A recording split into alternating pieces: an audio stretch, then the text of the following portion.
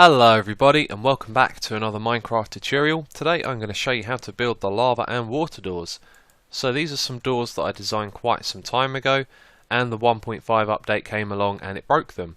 So I had to rebuild them, and here they are. These are really simple to use. You just walk through like this, it removes all of the water that's in front of you, and then the dispensers at the top activate again and the water flows back down.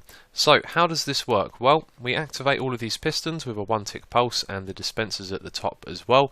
So they have the water extended at the moment when it's in this state, and then the pistons fire, removing all of the water, and it activates the dispensers as well to remove them. And then the same thing happens in reverse, the pistons fire and the dispensers let the water out again.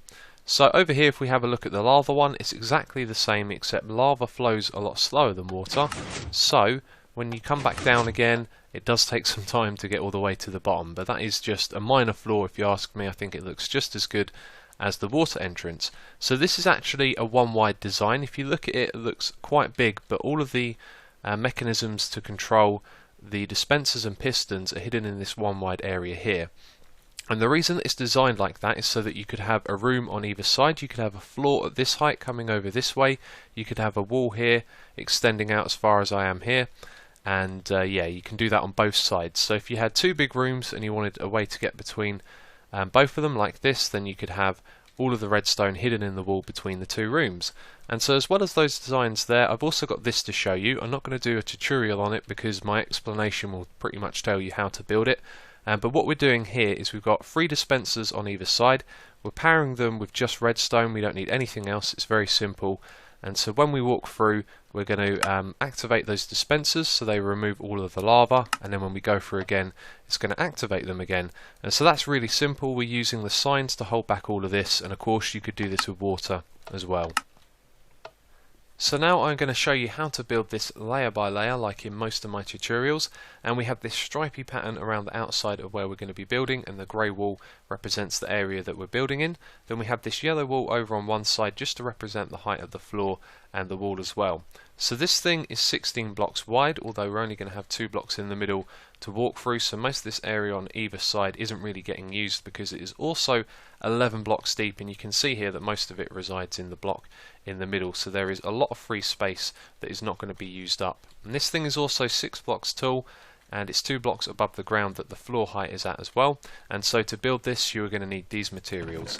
We need 99 building blocks, 8 pistons, 58 redstone, 4 of each of these different types of items. We've got stone slabs, hoppers, pressure plates, redstone torch, redstone repeater, 2 redstone comparators, and then we have 2 dispensers and 2 buckets of either lava or water. So if you were building this from the ground level, you'd need to dig down to place some of the redstone below the floor level, and so you'd need to dig a trench that is 2 blocks deep on either side so you could see all of these blocks. And so 2 blocks over from the center on either side, we have a trench from one side to the other. Then in the middle we have 2 blocks in the middle, and then on either side of those you need to dig down 2 blocks. And then over here you can see a group of 4 and a group of 4 on that side as well. So for the second layer, we want to place down redstone in those trenches that we dug on the previous layer, and then dig down 1 block where you see these 5 blocks here, and the same thing at the other end. And then in the middle we have 2 hoppers that are pointing into each other on either side like that. So the way you place those is you put one down, then you put another one facing into it, and you're holding shift when you click on them, and then you do that like that, and then put a comparator on either side, and then place down 2 pistons that are facing upwards. So this is the third layer. We're at ground level now, so this block here is needed, and then you just put redstone down on the blocks either side below, then a repeater here on the third setting, a piece of redstone, and then another repeater and a block, and then on top of that hopper you're going to place down a piece of redstone and then a half slab here. So then we repeat the same thing on the other side. We have half slab, redstone, block, repeater, redstone, a repeater on the third setting again, and then a block at the back, and then you just need these groups of 10 blocks on either side in the middle. For the fourth layer, we're going to start off with a piece of redstone on this block, and then a block in front of it with a torch on top of it, and then a torch on top of this block that we placed in the previous layer, and then a block to the side of that with a piston on it facing into the middle with a block either side. And then we're repeating the same thing on the other side. We've got the piston with the 3 blocks, a torch here on this block, and a piece of redstone at the back. And then on top of those blocks we placed in the previous layer, put 2 pressure plates on either side.